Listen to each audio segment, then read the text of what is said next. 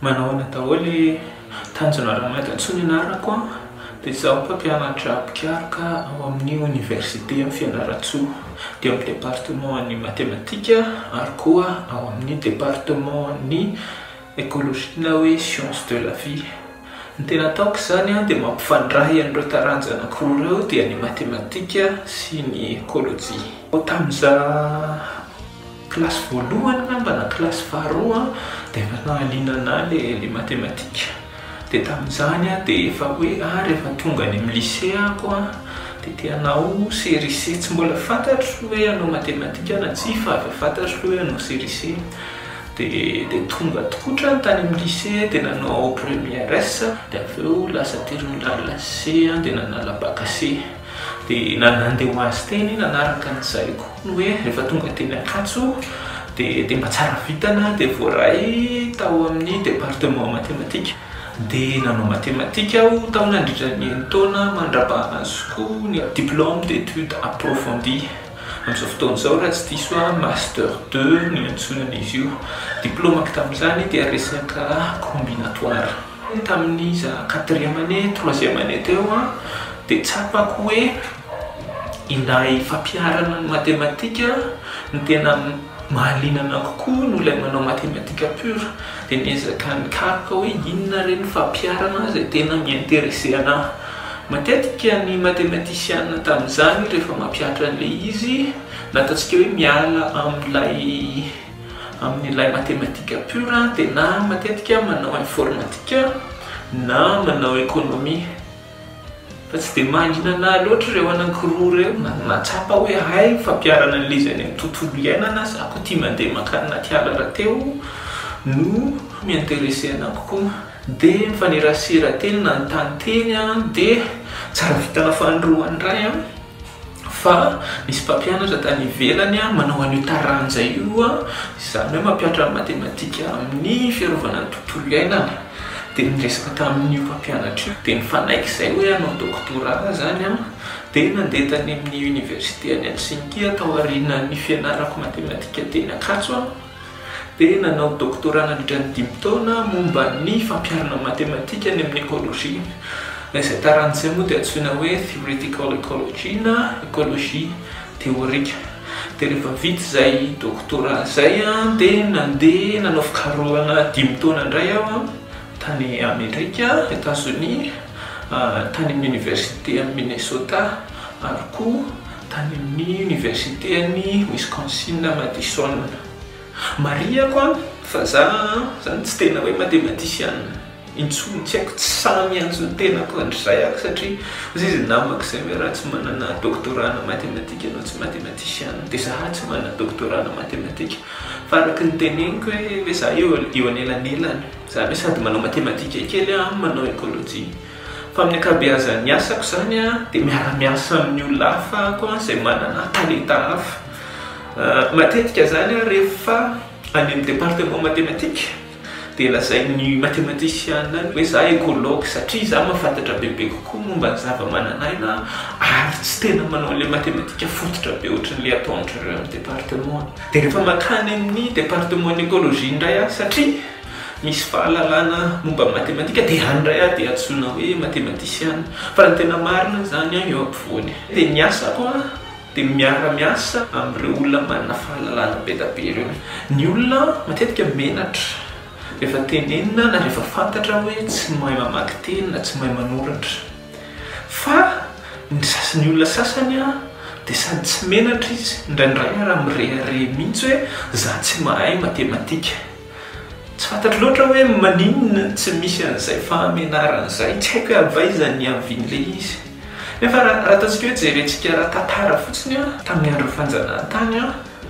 ny azo amin'ny tanan'ny olona tamin'izany dia na izy tsy mahay mamaky teny sy tsy mahay manoratra dia voafitaka na voafitaka koa izy fa tsy mahay manao kajy. Amiko izany tsy tokony irerehavana angambany ilay hoe tsy fahaizana mathématique. Anisan'ny manahirana ny olona mathématique dia mathématique manara-dalàna. Misy dingana tsy maintsy arahana hoe rehefa ohatr'izao dia rehefa ohatr'izao, rehefa ty dia manaraka an'ity. Mahatonga ny olona sahirana amin'ny mathématique indraindray koa zany dia dia tsy fanarahana an'ilay lalàna fa na tsy dohantsika zany a indraindray mikorotana be dia tiatsika forcena fotsiny hoe azo le résultat nefa mila manaraka an'ilay dingana izay arahanao dia matematika indrindra ary amiko a manampy atsika anaraka an'izay lalàna zay hoe rehefa zao ny fanarahana dia zao ny zavatra mitranga fa tsy mivoana amin'izay zay ngamba nle ataontsika hoe baraimby kely momba ny fahitako ny fiveran'ny olona matematika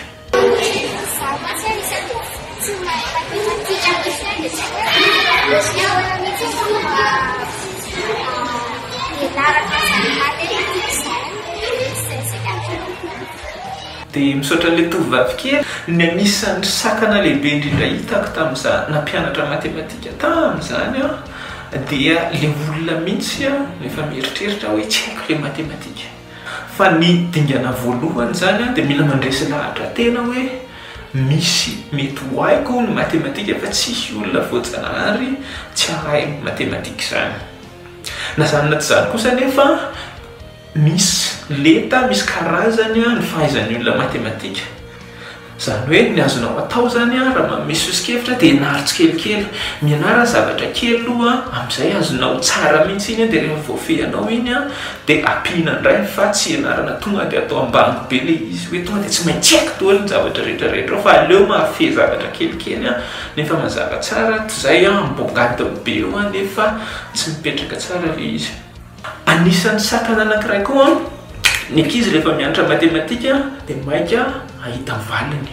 hoe firy ny valiny rehefa manao examen dia hoe mitovy ve le valiny azontsika iny apahany kely amin'ny matematika iny fa ny tena zava-dehibe amin'ny matematika dia le dingana azonany ny valiny iny ka na diso raha ny dingana ataonao nefa mahazo ny valiny a dia diso izay amin'ny matematika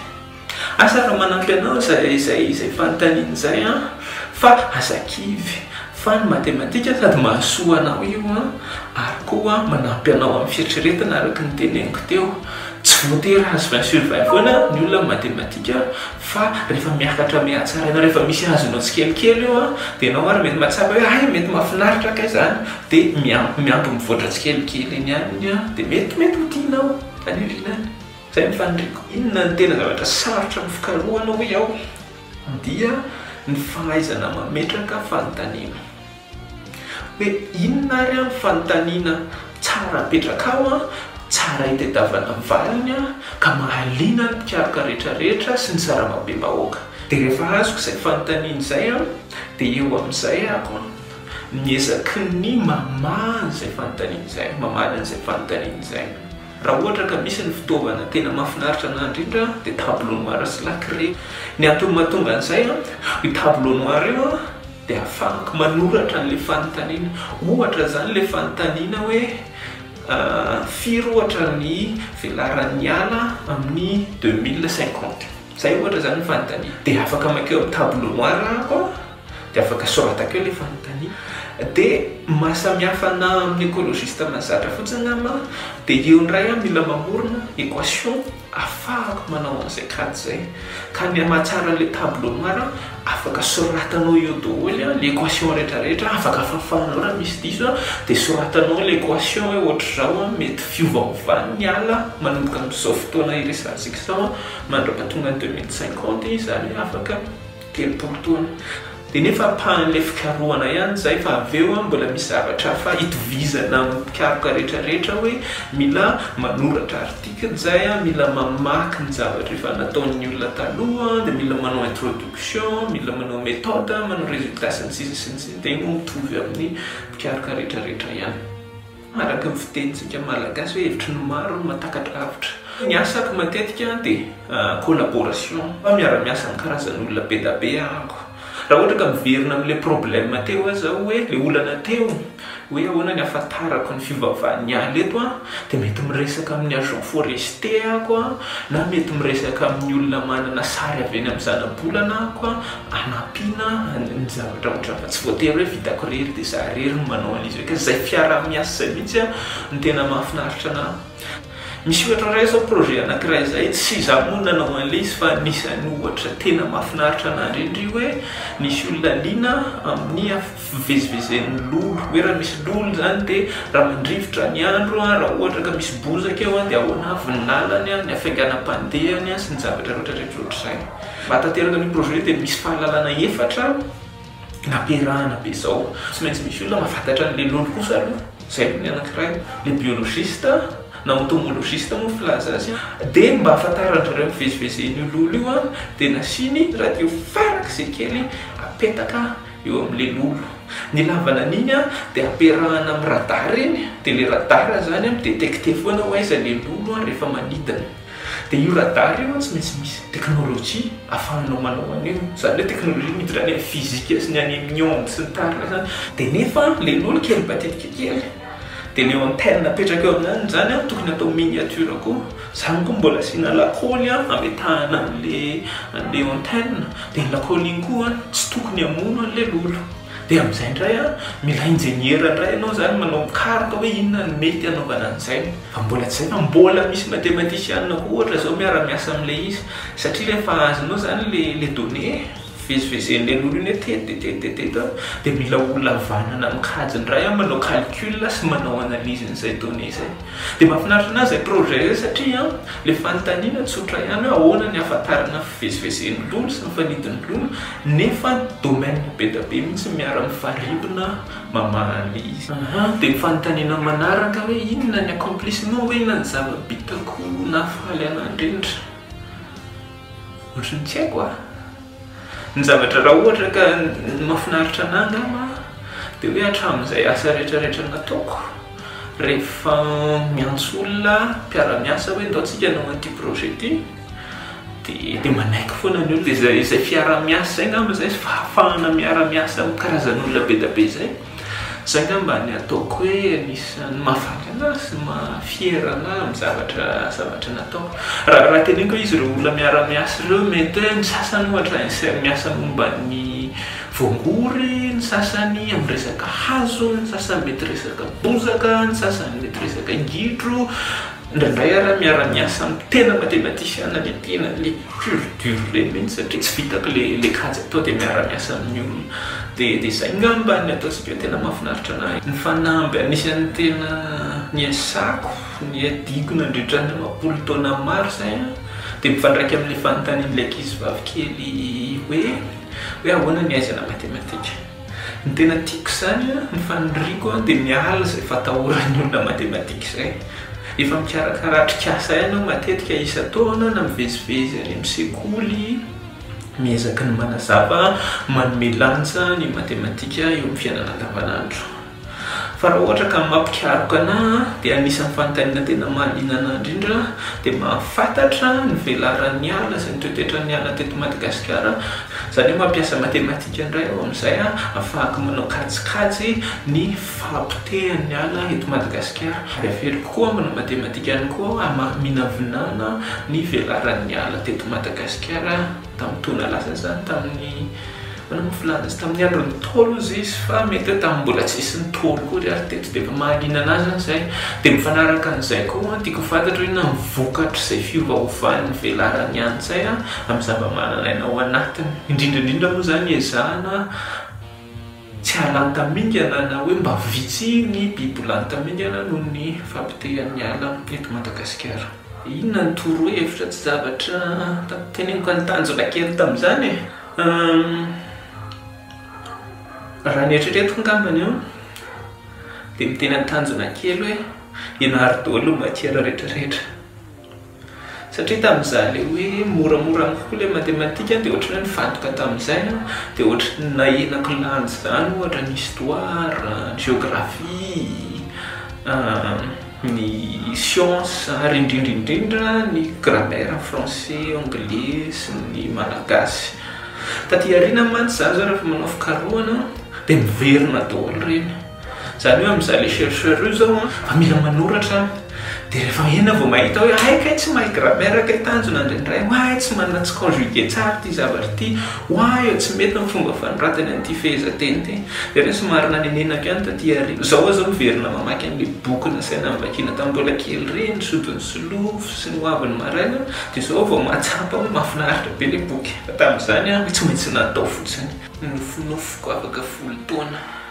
ny tena nofiko angambany a dia ny fanandratana avy ny fikarohana eto Madagasikara somary mbola taraikiraiky antsika zany hoe mbola tsy vitsy ny malagasy afaka tena mijoro hoe zaho dia mpikaroka mahay leo tena ary tsy voatery mila fanampiana avy any ivelany na mila manam-pahaizana avy any ivelany foana manao fikarohana masika kely amin'ny teny an'ity fa ny ankabeazany mpikaroka indraindray a dia ataontsika hoe mpanampy ny mpakadonné ny vazaha ohatra indraindray fa tsy tena mandray anjara tanteraka amin'le développement le projet tsy tena mitady an'le fanontaniana tena mahaliana azy dia nitanjoko zany afaka 10 taona any rehefa mijery ny voka-pikarohana avy eto Madagasikara dia mba malagasy ny ankabeazany mitarika an'le izy tsy midika koatra zany hoe tsy miara-miasa amin'ny vahiny a fa manana maizy azy sika zany a fa tsy voatery miankin-dola fa mpikaroka vahiny afaka miady hevitra tsara amin'ny vahiny hoe zao tiako atao a fa tsy hoe tia misy projet avy any an-dafy a dia ndao tanterahantsika eto a dia rehefa vita iny projet iny a dia vetin'le vazaha any an-dafy any le donné-any a dia samy ihany ny afatra farany olazaiko angambany dia hoe masahy manofy fantaro a ny zavatra tena tianao atao fa raha ohatra ka ilofosanao iny a matetika tafavoaka foana ianao satria amiko a tsy zavatra mandreraka ohatran'ny manao asa tsy tiany zany rehefa tianao le asa matetika fafinaretana ny azonao anatin'le izy indraindray mandreraka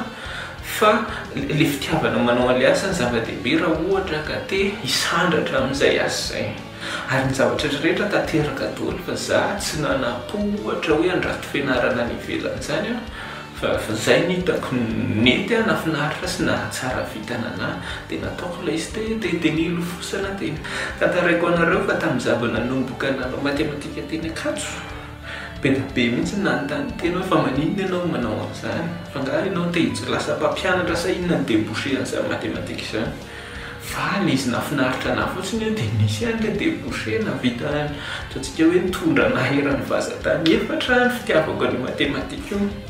ka azakivy a fataro ny zavatra tena hoe mahafinaritra anao a dia rehefa manao an'le asa ianao a dia finaritra fa tsy mifirinaina dia zay amiko ny afahantsika ataontsika hoe mahazo fiainana tsaratsara kokoa sy mahafinaritra kokoa ngambany dia zay ngamba no azoko tantaraina misaotra betsaka amin'le fanontaniana manantena fa nahaliana anareo a zavatra nresahana teo dia manantena koa fa nahasoa anareo ilay izy a dia manantena miandry ny asika scientiste manaraka indray a sy ny vaovao mahafinaritra avy any aminareo misaotra betsaka veloma mandram-piona indray toko